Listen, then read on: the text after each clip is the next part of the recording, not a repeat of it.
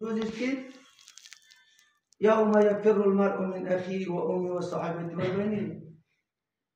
برادر از برادر میگریزد، بچه از پدر میگریزد، زن از شوهر میگریزد، شوهر از زن میگریزد. هر کس در غم خود است. حتی انبیا نفسی نفسی میگن.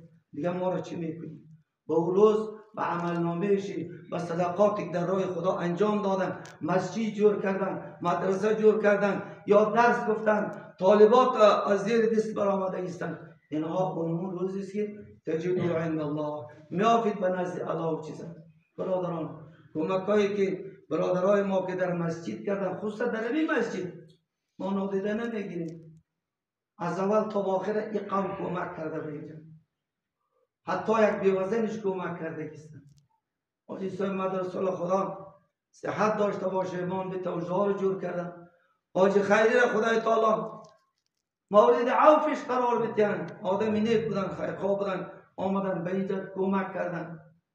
حاجی ناصر که به حالت مسجد خراب بودن، خدا در مالش برکت پرتوه، در عمرش برکت پرتوه، در جوانیش برکت پرتوه، به هر چیزش بسیار قربانی دادن. این مسجدی که مخروبه بودن پس چقدر مصرف کردن، ایرا جور کردن.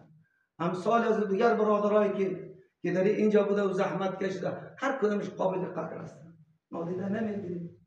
باز هم در این باره که شیخ صاحب غلام سخی، حاجی قماندان شمس، مولوی صاحب عبدالرحیم، مولوی صاحب ظاهر، امثال از اینا کسایی که بودن همکاری کردن، رفتن دعوت کردن مردم را، مردم باز هم لبیک گفتن از قراری که ما میشتن. این جای خرسندی است و خرسندی در دنیا با ماست. در آخرت کسایی که کمک کردن به خاطر خدا، به خاطر سجدگاه الله، که الله را مردم سجده می‌لگونند، به او جای کمک کرده است. بشارت به اونا هستند، چرا که هر چیزی که با اونا به خاطر خدا کرده است او به جای نیست. او جای خود را میگیرند در روز سخت‌ترین روزی که اون روز همه تشنه و گرسنه و محتاج هستیم، با اون روز به دردش میخورند. برادران عزیز، اینا با آیتی که اول برای شما تلاوت کردم، و تعاونوا علی البر و التقوا، شما کمک کنیم به نیکویی، به تقوا، به خدا ترسی. ولا تعاونوا علی الاثم والعدوان، شما کمک نکنیم، نفاق پیدا نکنیم، شقاق پیدا نکنیم، جنبه بسته نکنیم.